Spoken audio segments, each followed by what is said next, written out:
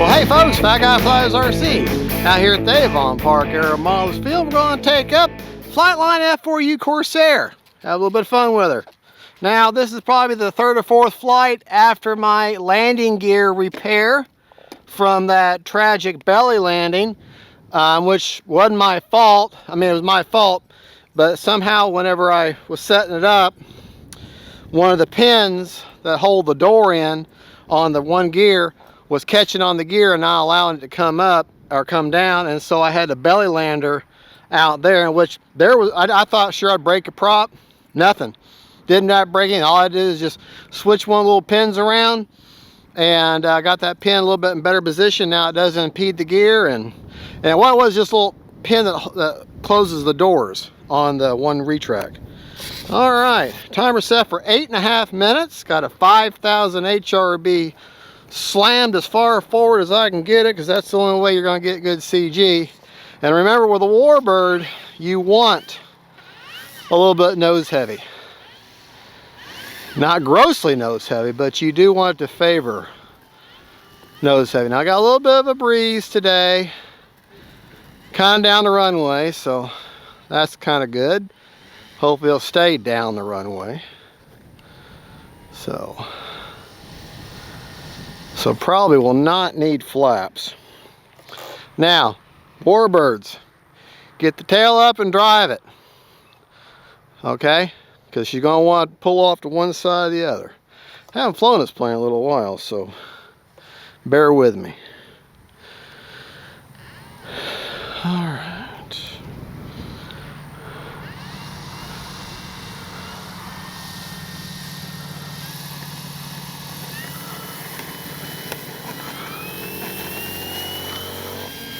Nice scale takeoff there.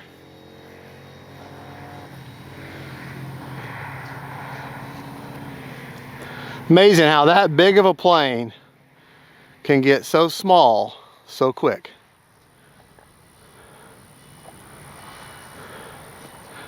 And I'm up awfully high, but that's okay.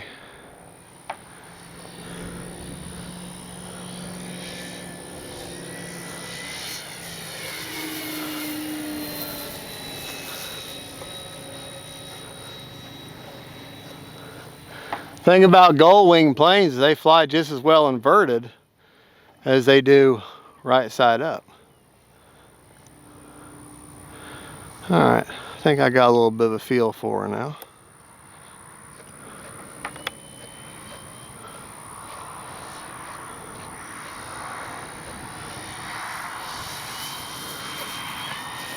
All right, let's take it up.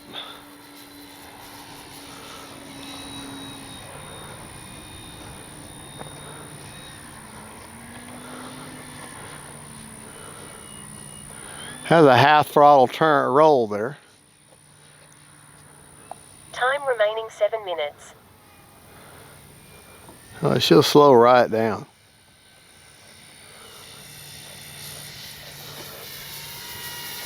What a sweetheart. Beautiful plane.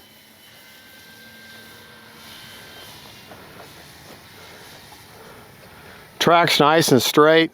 A lot of planes, when you do an aileron turn, you have to work a little rudder into it and then turn, but not with this one. Boy, she just nice and straight. Take it up.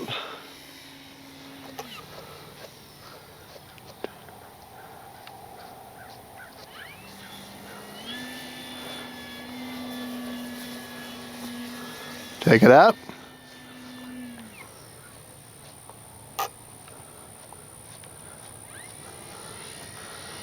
All right. All right, let's do we're going to do a with the wind stall, just a clean stall. Okay, flying along, lose power. What'd she do? Not touching anything, not touching anything. All right, she just barely starts going forward. So cool. All right, now we'll do the same stall. Into the wind, just a clean stall. Flying along, lose power. What'd she do? See, just start slumping forward. All right. Now, doing clean stall is about all I'm comfortable with. Any other kind of stall I get kind of, I know there's speed stalls and other things that you can do, but that's what I'm comfortable doing. That's what I'm going to do for right now. Don't really need flaps going into the wind, even though she's a big bird. Yeah. All right, let's get turned around there. Far superior Corsair versus the FMS 1700. This has a much better power to weight ratio. The 1700 FMS one barely has enough power to get out of its way. This one's got power for days. All right, we're going to try takeoff flaps this time just because. Let that tail get up, driver, and let her lift off.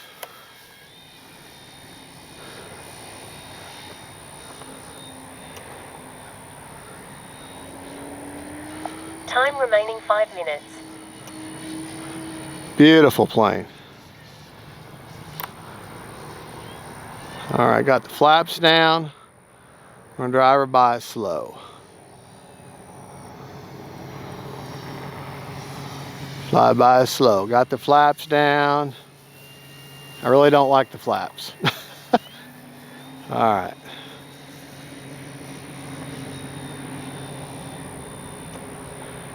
A little bit of a victory roll there. All right. Gear's coming back down now. Let's do a touch and go. Try to anyways. Get lined up with my runway. Into the wind, turning back towards the runway now. Time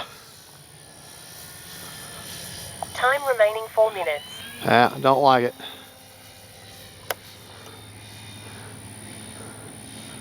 Try that again.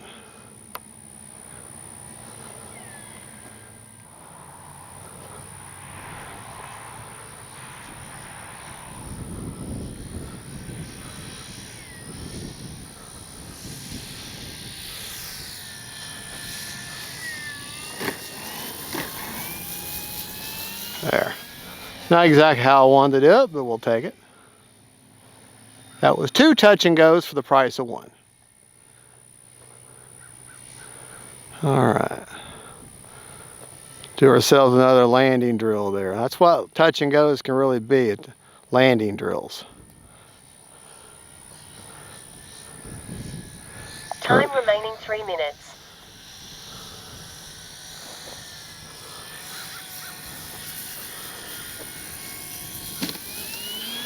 Now, more of a tap and go, smash and go, bounce and go.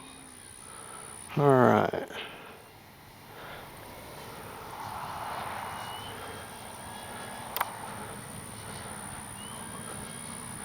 All right, flaps are down this time.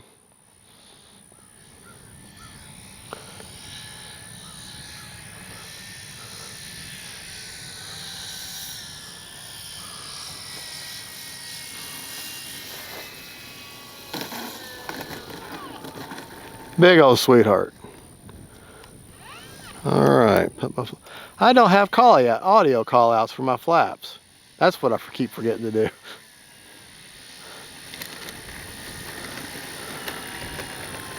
Beautiful plane. Absolutely beautiful plane. Still got 2 minutes.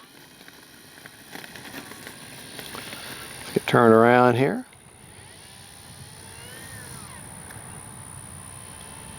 All right.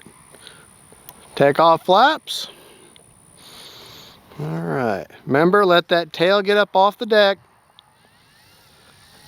Then worry about lifting off. Get that tail up. Drive that plane for a little bit first. There you go.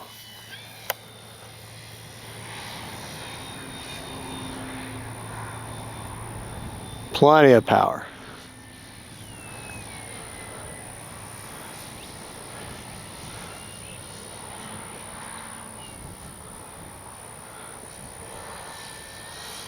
Just a very sweet flying warbird.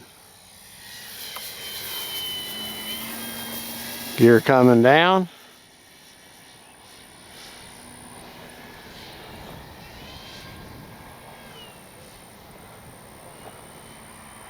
Halfway down the field, so I'll start putting my flaps down. Into the wind now, letting the wind slow me down. Get lined up with my runway, looking for that center line. Trying to anyways. 1 minute. Ooh, got a little slow there. But like I said, I am dealing with a little bit of a cross breeze right now, so them perfect greaser landings are not going to be all that easy. Attainable, but not all that easy. Real quick, honey, if you'll zoom in, I'm going to drive the plane around the circle. Around the circle. You can get a look at this, how beautiful that plane is.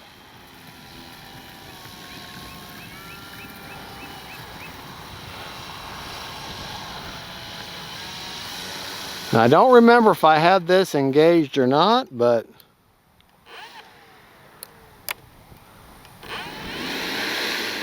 oh yeah, she has reverse thrust.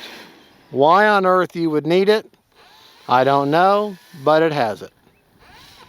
All right, let's take it back to bench and we'll talk about it. All right, before we get you a battery report, let's talk about the race. Number one, I'm flying a 7-channel Lemon RX Gen 2, so I don't have safe and all that good jazz. Just got the Lemon RX, so my gains are adjustable on this knob. If she's flying along really super fast and she starts oscillating, I got the gains too high. If she's flying along and the wind is just really having its way with her, then I need to turn them gains up just a little bit. You're trying to find that right balance and keep her there, and that should be good. But that's just the way that kind of thing. It's not like I have numbers I can give you like on a spectrum. All right, the rates that I flew in are 100% throws on aileron, 30% expo. Elevator, the same. Rudder's 124 with 30% expo. But let me show you what that looks like. Ailerons, elevator, rudder. Don't know why I have 124, but I got 124. All right, my flap system. No mix needed. Flaps up. You see the flaps okay? I'm looking at this one on this side. Okay, here, how about this? Okay. Flaps up, negative 100%. Takeoff flaps are negative 30%. Landing flaps are a positive 50%. 2-second deployment, no mix needed whatsoever, which is awesome. Okay. Let's talk about the gear and CG. Okay. Gear. The reason I had the problem when I belly landed, these pins, the control rods that pull these door gear in, I had them on top. That's the way the factory had it, and it kept catching there, and it wouldn't let the door. It wouldn't let the door close. I mean, it wouldn't let the retract come down. So if the retract gets any resistance and stops at sequence, that's where it's going to stay. So I switched the pins around, and she started working just fine. I actually have a little YouTube short on what I did. But nose, tail wheel, doors. Okay, doors will shut here in a minute. Now here's what you pay attention to is when you're going to land. Let's count this down when it starts coming down. 1, 2, 3, 4, 5, 6, 7. So allow yourself a good 7 or 8 seconds. So really, when you're getting ready to come to your final approach, when you're halfway down the field going away before that turn back towards you, that's where you need to start putting your gear down. When in doubt, do a pass with your gear down just to make sure. Now, I don't suggest you flying with your flaps down until you get to that last half pass, then put your flaps down, because you keep flying around with these flaps down, all the time. It's great for once in a while, but it's hard on the hinge. Just don't use it for what the purpose of, not for, you know, not for showing. All right, now let's talk about CG. And that's right, I remember now. I don't need to tell you anything about CG. CG is real simple. Put a 5,000 as far forward as you can get it and you're done. That is what the factory says. That's what James at Motion RC says. And that is what I have just shown you in flight. CG is perfect with a 5,000 all the way forward. But let's go inside and show you what the setup is. And I can show you that battery placement so it'll be real for you. All right. In the plane, there is a hard firewall down there with a cross beam, so you don't have to worry. That 5,000 fits right and it sits on that cross beam. But it will not touch the motor, so you don't have to worry about that. Put that 5,000 as far forward as you want, and that's all you got to do. So that you'll get your CG. I got right here is my 7-channel Limit RX Gen 2. That's the blue board. You just plug everything in, everything's labeled. If you want to use thrust reverse, which this plane doesn't really need it, it has it though, then you need a 7th channel. Other than that, a good 6-channel receiver is all that you need. She's very stable, very locked in. She took a very hard belly landing and didn't have a bit of damage. Didn't even break the prop. So, and that is a big honking prop. I tell you that, that's a big old prop. And other than that, the only thing I've done with her is gave her a clear coat. That's all I've done, a polyacrylic mid-wax clear coat. And I put my stripes, as many of my viewers have pointed out, that the stripes I put on, they're backwards. They should be, the decal should be opposite wing. But too late now, and it would really mess up the paint, and it looks okay. So you scale guys, please forgive me. All right, folks, well, there you go. That is the... Did I do a battery report? No, I didn't. I didn't tell you how much is left in the battery. We had 34 seconds left. Timer reset. On an 8.5 minute timer. So basically, we flew for 8 minutes. And 55% left. So honestly, take it easy. Fly for 10 minutes if you want to.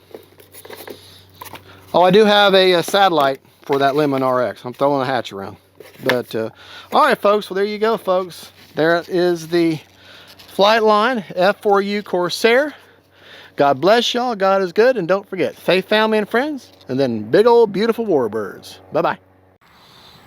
Hey, folks. All right, bonus flight with the FLIGHTLINE F4U Corsair. Big, beautiful beast. Still don't have...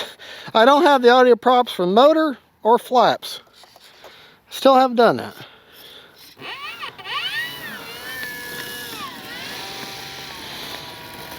I love the yellow paint on the end of that big swinging prop. Probably going to have to cut the flight short because it's starting to get lower light, and I do not want to run the risk of orientation issues. All right, we'll get right here. Go ahead and drop our flaps because of pretty much the weather wind has died. Go back to our high rates. Here we go.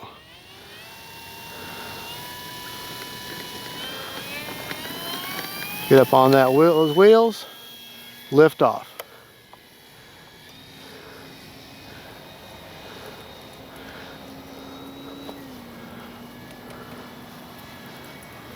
Time remaining 8 minutes.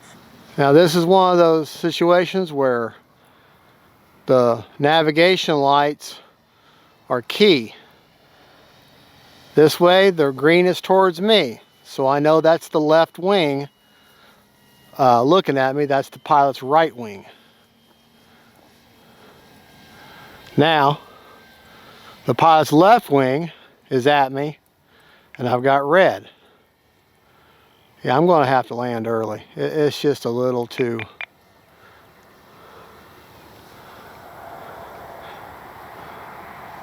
Especially when I go off to the east here, I'm going to have a hard time. But that is beautiful. That is so beautiful. Cruising home after the sortie. Successful mission. Time remaining 7 minutes. Of course, where's his wingman? And unless he's the sole survivor, that would not be a successful mission, but he survived. That happened more often than not. Look at that. Is that not beautiful?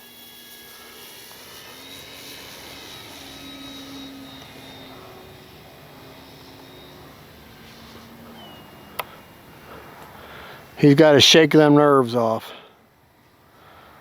Just relaxing a little bit.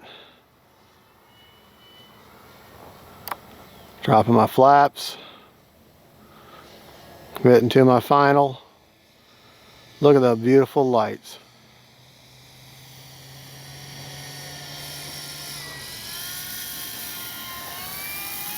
And I'm not going to land. Didn't like it. Flaps are back up. Time remaining 6 minutes. Oh yeah, we definitely have got to.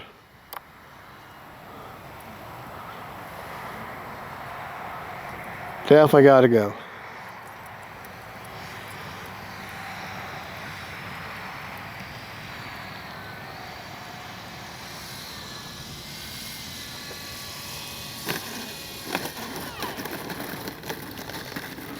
All right, I'm going to do one more. Only because I'm stubborn. But that is beautiful. That is a beautiful plane.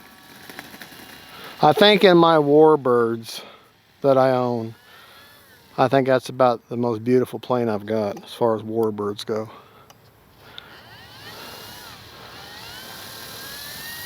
Let that tail get up, drive on them wheels, pick her up. I'll leave the gear down. Back to about 3/4 throttle, about half throttle now. Dropping my flaps now. Back into a little bit of power. Time remaining 5 minutes. Using my rudder to line up, keep my wings level, wings level, wings level.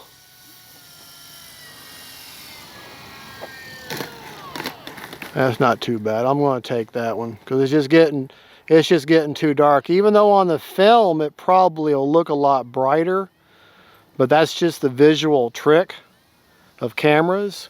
In real life, it's much darker. And I don't want the smallest little bit of indecision with lighting and orientation can mean disastrous.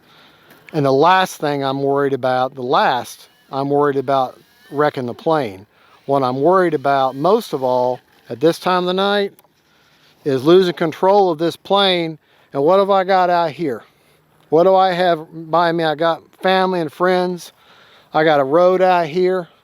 If I lose control of this craft and that goes through someone's windshield, you think I did give two craps about the plane? No. I worry that I've just hurt somebody.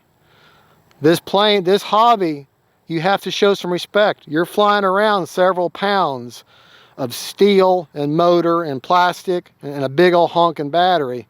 And this will kill somebody if it gets out, or at the very least, cause damage. So this is why you have to respect these machines. All right, that's my soapbox. There we go. Folks, I want to thank you for watching. That was just a bonus flight added on to the other flight. Show you how beautiful this plane is. And remember, faith, family, and friends, warbirds, respect them, respect the hobby. God bless y'all.